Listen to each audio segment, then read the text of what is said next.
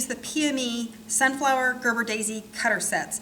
These are cutters and embossers, and they're sold several ways, several different sizes individually, or there's a set of 3 that I really like, and I'm going to show you how to use that today. I'm going to start with the biggest of the set of 3, the cutter. I'm going to cut first and then push the button to emboss it. Now the gum paste here I have rolled super thin. If you think it's thin enough, roll it thinner. It should be thin enough that you can actually see shapes or read through it.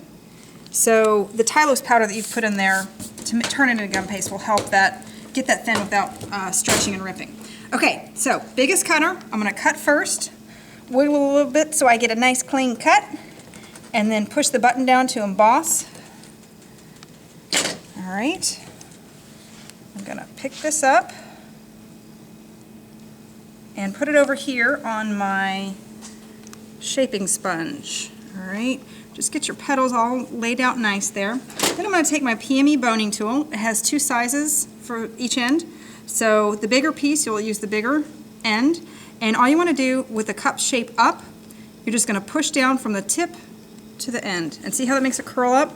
And what that does at the same time is it thins it out. So even though you think you've rolled it really thin, as we showed you before, the thinner the petal, the more realistic it's going to be. So as you layer these and frill them a little bit, you're going to have a more realistic look. If you cut them really thick, they just kind of look chunky and fake like cartoons. So just each petal you're going to want to separate and then curl up until you've gone all the way around the flower. And then once you've done them all, I've got one started over here. What I'm going to do is take just a little dot of water, just right there around the center, and then lay this in. All right, and you can kind of shape the petals a little bit.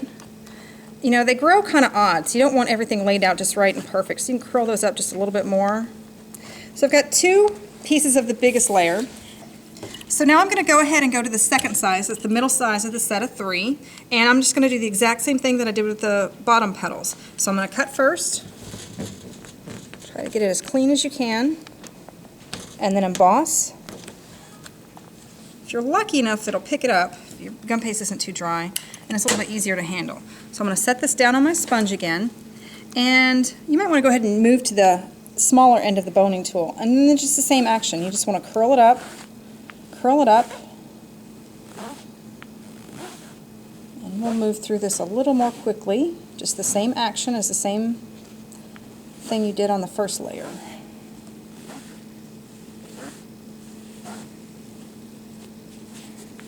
And then same thing I did before, I'm going to take a little dot of water and then just place that in. And you can see by using the smaller cutter that you're having a nice layering action. It's looking a lot more realistic. So we'll go ahead and do another layer of the second size.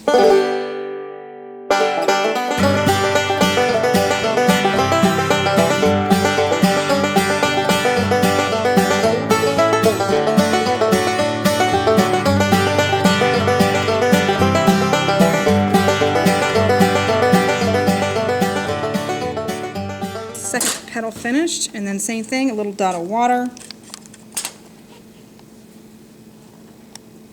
And here. And again, as you go in, curl these in a little bit more because they just naturally are a little tighter in the center where they came off the bud. Now I'm finally going to move to the smallest, the 3rd size of the set of 3. And same thing, just cut and emboss. And I'm going to bring my scissors over here. All right, this is a fun part. I'm really going to make these nice and tiny and frilly. So just take the scissors and cut right down the center. Don't cut all the way down into the center here or it's just all going to fall apart. You really just want to split the petal as best you can with your scissors. And then we're going to go frill each of those halves as well, and it's going to give a really great effect.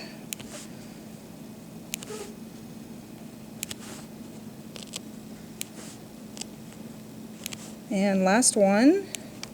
All right, now, obviously using my small tool, split these as best you can before you frill them, but using the small end, you're going to frill, frill, frill. See how much these come up nice as opposed to the ones that are like whole. When they're split, they feel even nicer. All the way around. And again, you can do these twice if you want more curl to them. And there we go. You can even flip this over if you want and kind of help it curl in as well.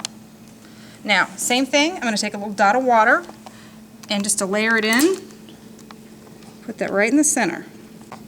So if you want to, you can even take your scissors and curl this in just a little bit more, help it along.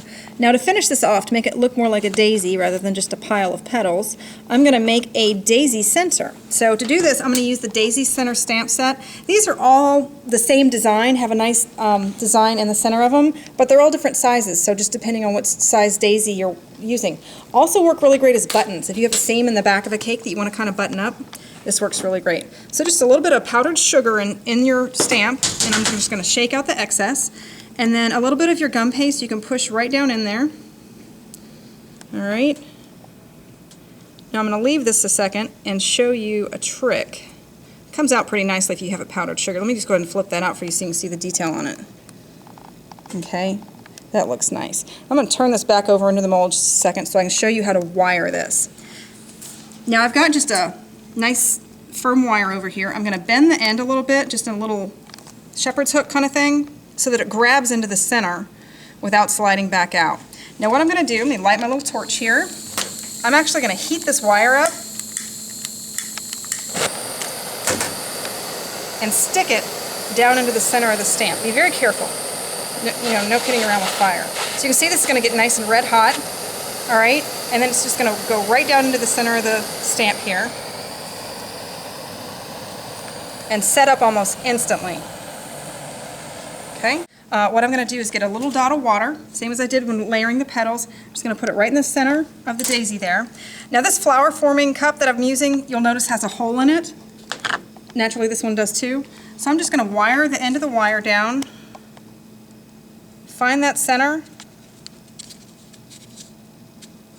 and then thread it through. And then as it comes down, that center is going to sit right on that little dot of water.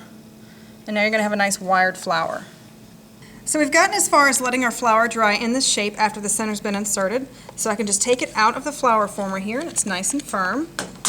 Okay, over here what I've done is I made a green center very similar to the one I did over here by splitting the petals, and I shaped that up. What I'm going to do here is flip my flower over, and it's nice and dry, so I'm not worried about it holding its shape. I'm going to take my green center, place the wire right through it, and let it fall down the wire, nice and gentle. To attach it, what I'm going to do, I took a little bit of the same green fondant and then just thinned it down with water, and I've kind of made it like a paste. If you can see this consistency here, it's a little bit thick. It's kind of like a glue, so it's just fondant with water until it's a paste. A little bit here to glue it. This helps better than water. After your gum paste has dried, it might not stick as well with just water. So making yourself a little gum glue is very helpful. So once that's on there, you just stick it to it, and then it will fall down into shape. All right, you can hold that there a little bit to help it keep its shape, but that adds a little bit of greenery to it. Now, to kind of help these little powdered sugar pieces go away, and just to give it a little bit more life, I'm going to take the PME Luster Pearl Spray.